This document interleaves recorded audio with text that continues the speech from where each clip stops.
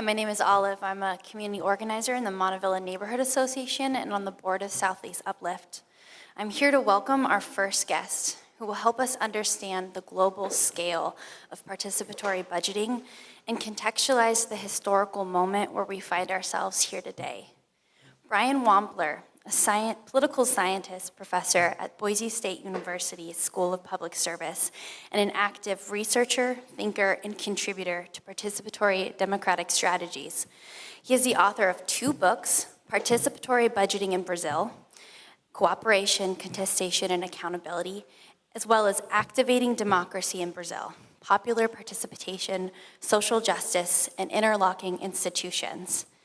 His works have been published and funded by the likes of the National Science Foundation, the Ash Center for Democracy at Harvard, and the World Bank. Please join me in welcoming Brian Wampler to Portland.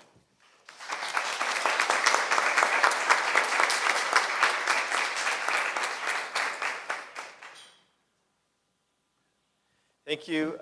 Thank you first to Jim Labby and the organizers. It's great to have such a well-organized and well-attended conference. It's a great way to sort of start thinking about potentially new processes and processes that are spreading around the world.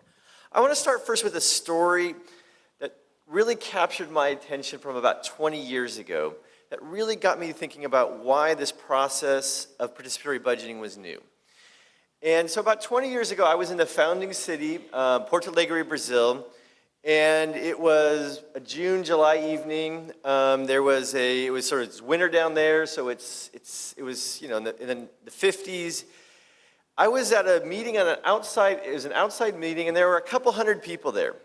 And the question was, how were they going to spend the equivalent of about $500,000 for their district? Most of the residents were low income, low educated.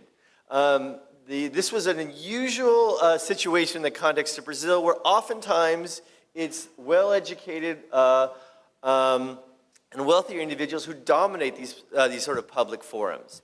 And here you had an environment where it was mainly people from the local shanty towns, the favela, were trying to figure out how to spend $500,000.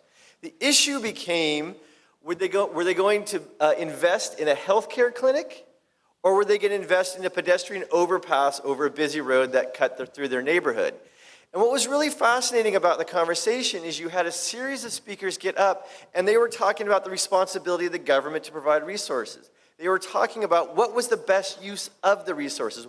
Was it to invest in a local healthcare clinic to make it easier for expectant mothers to get prenatal care, make it easier on the elderly to get regular checkups? Or, as another group argued, that they needed to do the pedestrian overpass because people had been killed the previous year trying to cross this busy road. So what was the responsibility of the community and the citizens? This debate took on over for a couple of hours. At the end of the evening, there was a vote, and the healthcare clinic won. And then I went back to this community a couple years later, and the healthcare clinic had been built. Okay, so this is a really good example of citizens making decisions, voting in public, making a binding decision that the government then implements. So let me just walk through, I went the wrong way, sorry. Let me just walk through a little bit for those of you who are sort of new to this idea. So the idea behind participatory budgeting, a core idea, is that it's a democratic policymaking process in which incremental decisions are made and citizens make binding votes that result in government action. And the classic difference between what you can think about the town hall model or the deliberative model or sort of a town hall meeting style in the United States is that it's not just a one-way going from the citizen to the government where you have inputs from the citizens making their complaining or making their demands heard, but it's citizens trying to figure out how they would use resources to spend on, how they would spend public resources. I keep going the wrong way, sorry. Okay. The first case in the southern part of Brazil was started in the context of a democratic renewal. Brazil had a dictatorship from 1964 to 1985, and there was a lot of effort to try to think about how can we move beyond the confines of representative democracy? What can we do differently?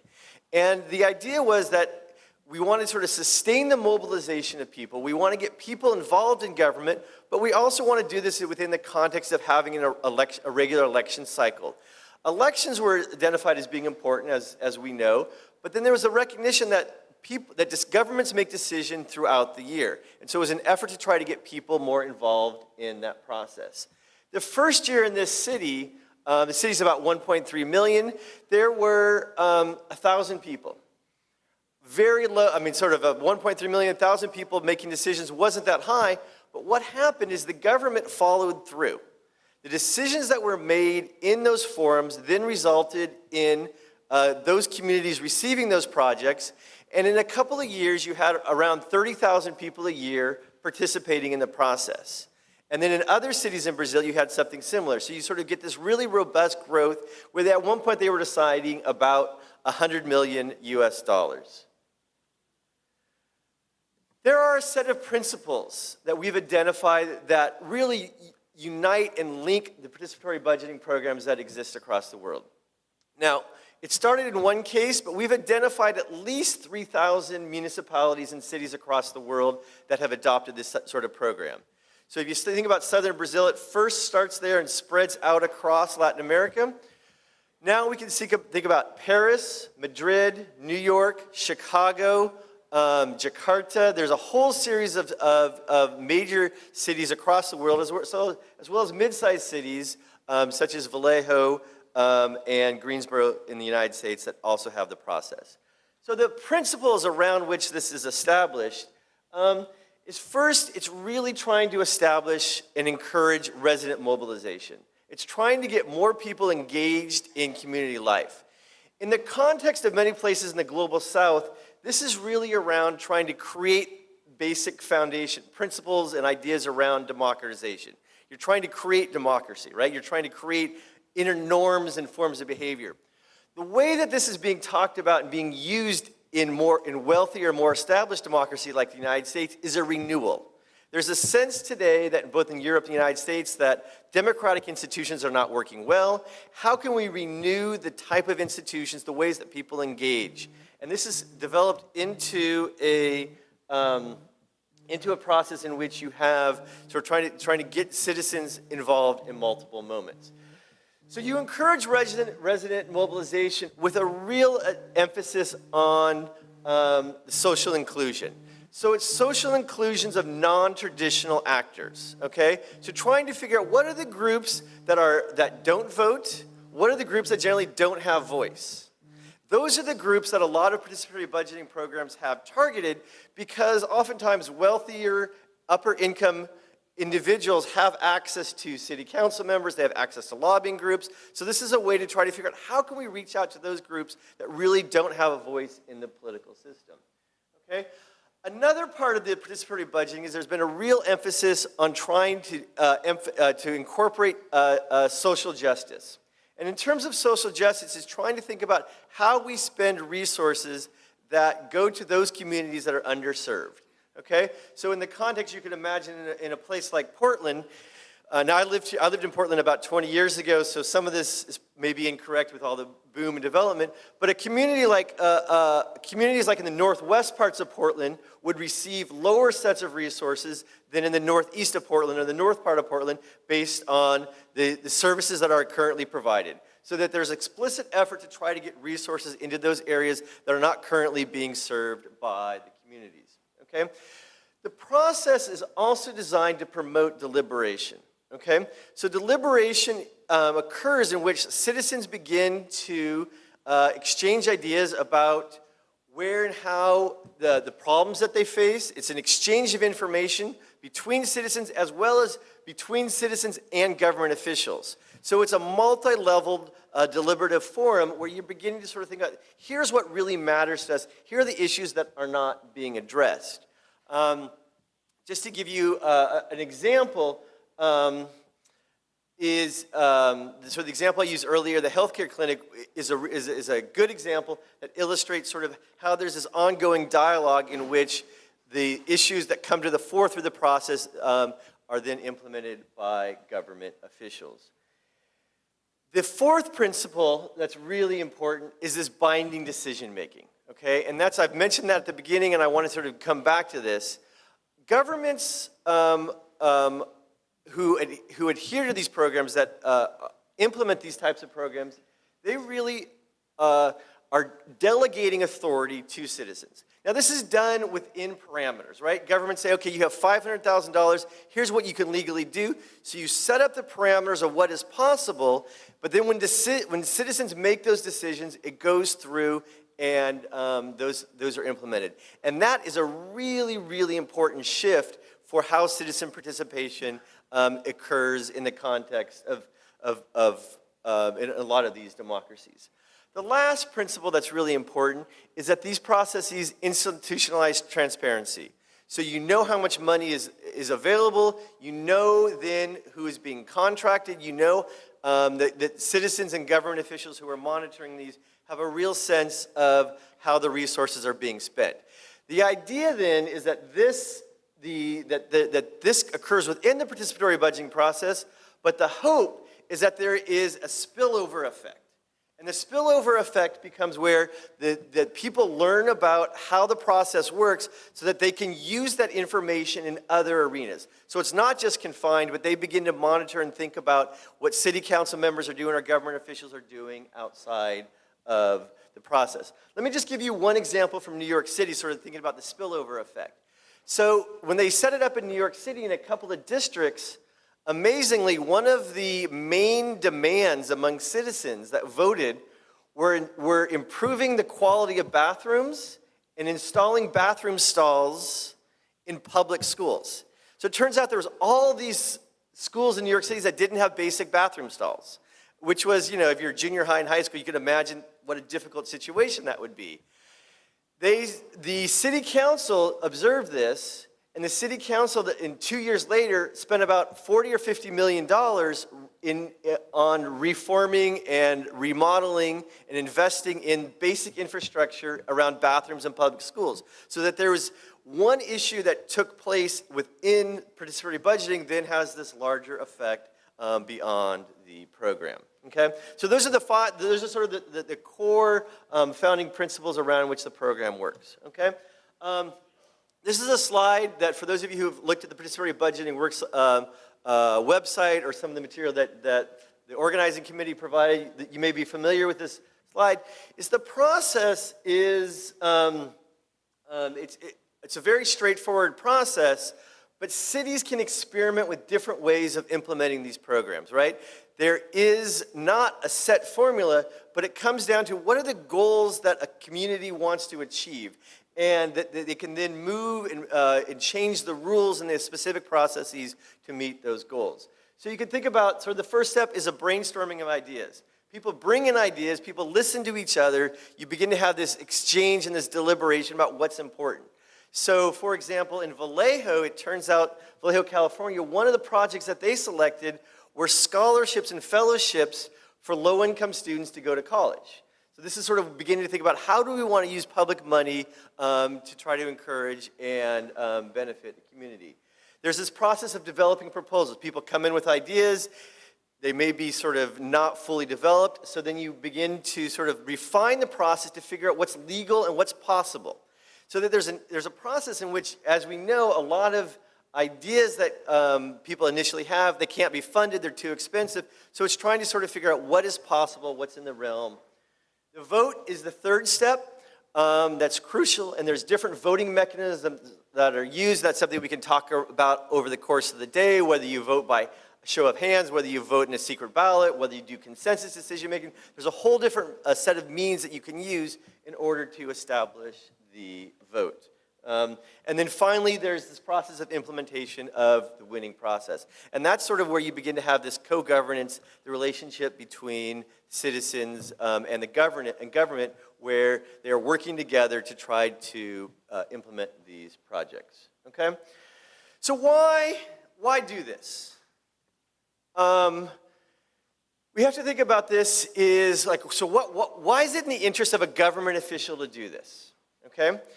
Let me start with the example of how how PB entered into the United States.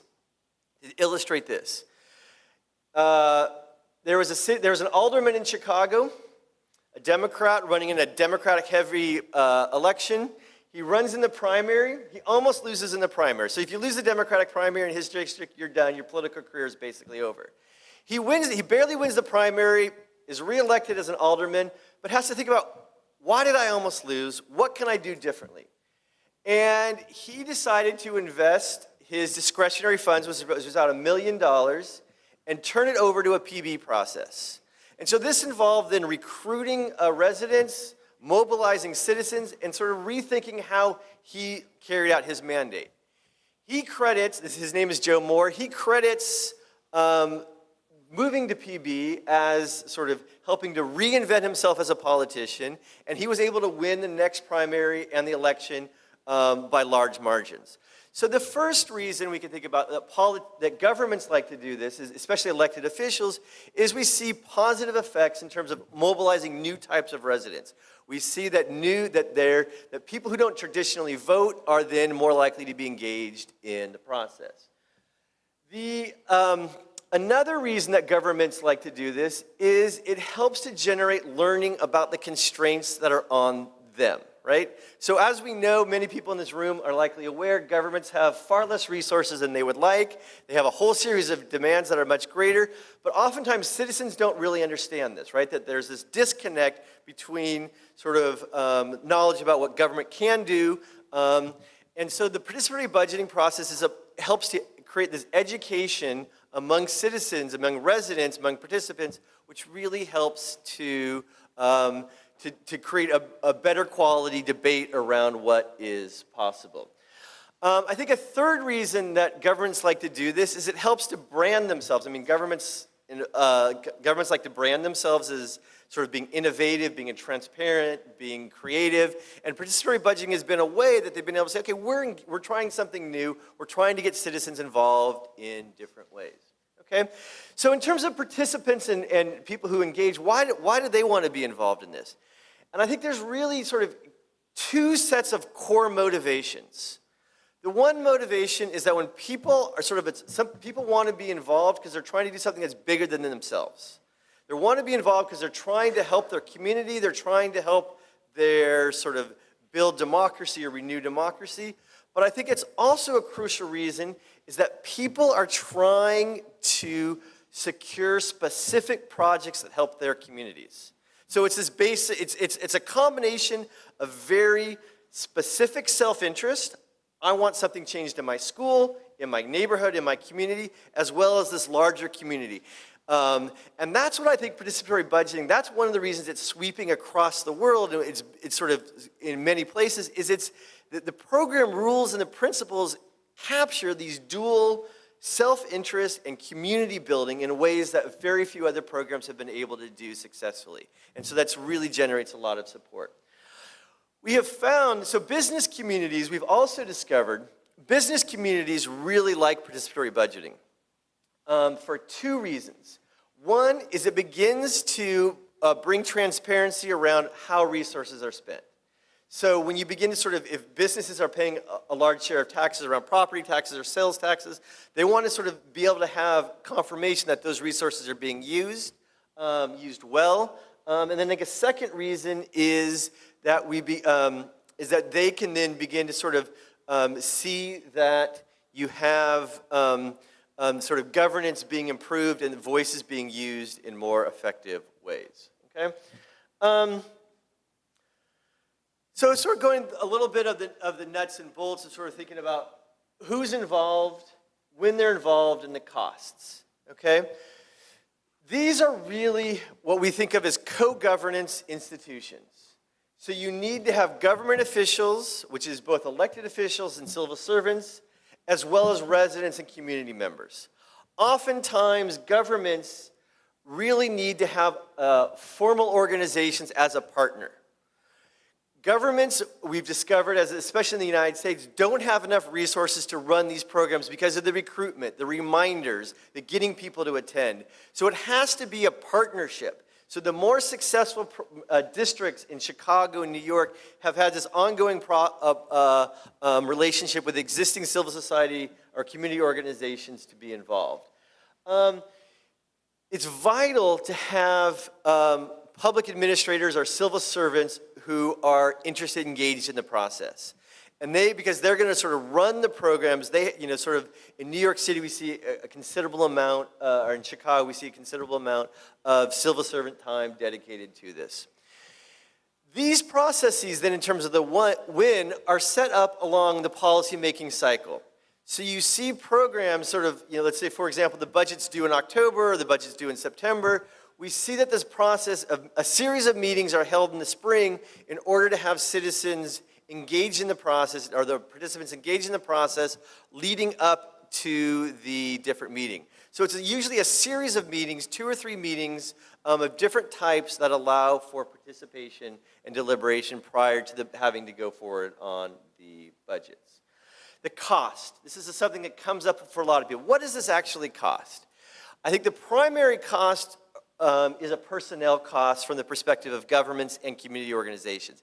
It's a lot of time, it's community building, it's interpersonal relationships, so that there's a considerable amount of effort that has to be put in to sort of bringing and creating the new institution.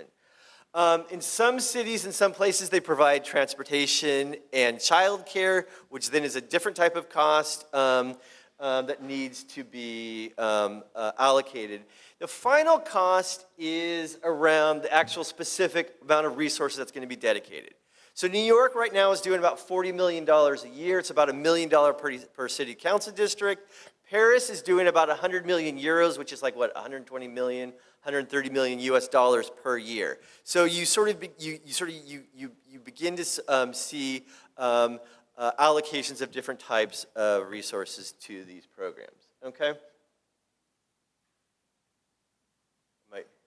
Oh, okay. So the promise. So why are sort of people interested in this? And I sort of hit on some of these themes. Promise around these things is to enhance governments, improve the quality of democratic relations among citizens and populations. I mean, we could just sort of think about the number of voters who vote in midterm elections. There's clear apathy. There's clear disconnect between governments and citizens. So it's a real important issue. The empower citizens has to do with the notion that it's not sufficient to learn about these processes, but it's important to actually begin to exercise democratic rights, exercise policy making, be part of the policy making process. So you're moving from a learning position to an actual doing position. I think that's sort of one of the key parts. Something that Jim Labby mentioned at the beginning, it's really sort of trying to create community, trying to get people to have an understanding of the challenges and the issues that different types of communities within the broader community face. And the last one, and this is sort of the research that I've been focused on, is to improve well-being. To what extent can we use these programs to actually improve quality of outcomes? Okay. So I've mentioned this in a couple different spots as we've been talking. I'm just trying to see how I'm doing on time. Okay, 5 minutes. Oh, wow, 5 minutes. Where it's been established in the United States, and I mentioned this earlier, Chicago, New York, Greensboro, Boston, it's now sort of spreading across the world. We see this across Europe and multiple places across the globe. So there's just sort of a map. There are 2 basic models that have been used that are important to talk about. One model is a municipal-wide model. These are the early models, where you have an executive like the mayor who implements it and uses resources that is citywide. In this case, it tends to be in larger cities. This tends to be sort of more progressive or liberal governments that are implementing this, and it's a way to rethink sort of an inversion of priorities to spend resources differently. The second model, which is much more common in the United States, is a district-based model. And the district-based model has been because mayors haven't been willing to delegate authority. Mayors have been saying, I'm not so sure about this, I don't want to do this. But city council members have been willing to do this. So in Chicago and New York, we have examples of where it started at first in one city council member and then spreads where other city council members are willing to adopt it. You begin to see variations, for example, a place like Boston, and I think Seattle is similar, where a mayor said, okay, we want to do this citywide, but we want to do a youth participatory budgeting. And so what they've done in Boston is they've created a citywide where they give about $1 million a year, and it's 12 to 18-year-olds or 12 to 20-year-olds who are deciding how to allocate and spend those resources. So you sort of begin to see some variation and experimentation about how the resources can be distributed. So this is just, let me just run through a couple of these slides. So New York City is about $40 million, Boston $1 million. Another thing I haven't mentioned, some of you may be familiar with this, is you begin to have, there's an effort now to do PB in a lot of high schools. I think Phoenix and Tucson were leaders of this, where they begin to sort of turn, the city governments are turning over resources. New York City just announced that they're giving $2,000 to all 400 public high schools in New York City to allow students to make decisions in this way. So what are the outcomes? Okay, I want to do two different sets of findings to sort of give you a sense of why people are excited about this. And I have about 3 minutes left. So what we found, and this is sort of a comparison between cities that adopted it and cities that didn't adopt it, with very comparable characteristics. So cities that adopted it had about a 20% growth in civil society organizations. So in fact, it is creating new types of organizations. You have new actors who are involved in the process. So there's this real sense that this is a way to create community. The second area that we found is that cities that adopt this spend higher resources on healthcare and sanitation. We think that's because they're bringing these low-income, poor residents into public forums where they begin to say, what we really need is we need basic health care. We need basic sanitation. And it creates this dialogue. The participatory budgeting programs themselves didn't allocate that much more resources to health care or sanitation, but it created this broader context in which you begin to have an emphasis on those areas. We find, for example, that participatory budgeting also dramatically decreases infant mortality in these cities. So there's a change in the governance structures, there's a change in improvements in well-being that go from sort of these governments who are trying to do things differently and they end up with this, with a basic improvement in infant mortality. Finally, we also find that those cities that adopt it collect higher property taxes and sales tax. Now, in the context of the Global South, the tax collection system is much less efficient than it is in the United States and European countries. And so what we think is going on is citizens are pressuring governments to collect more taxes because the governments have created an emphasis on doing and implementing PB projects. And we think governments have the incentive to go out and collect more taxes because they have raised these issues. And they've committed to implementing the projects, so you see an effort to try to raise more revenue. United States, okay, so there's preliminary findings, and there's people here who know the United States. Oh, Jim just says I'm out of time. Let me just go through this really, really quickly. What we see in the context of the United States is deliberation is occurring. We see that there's a dialogue among individuals, that governments are implementing citizens' decision. A higher percentage of low-income residents are participating. So for example, there's one on the right I think is a really crucial statistic. 40% of participants in New York City are low-income, and that compares to they are 34% of the general population, and they only vote they're only 29% of the voters. So that this process is capturing key actors who don't normally participate in the political process. Okay. Let me just finish with just sort of a last slide to conclude, to sort of think about, so we sort of see that participatory budgeting has this process of extending and expanding voice and vote to citizens. So what we see, the reason that people become engaged and continue to participate is they think their time is valued and it matters. And one of the phenomena that we see is that people get tired of engaging in community life because, especially town hall type meetings, is because they don't feel like their voice is heard. And this is a process where you can actually sort of see, was my voice heard? Is there a connection between my time and government outcomes? We also find in the context of the United States and elsewhere that PB is in fact associated with strengthening strengthening communities. We see that there's an increase in the number of participants, especially non-traditional actors.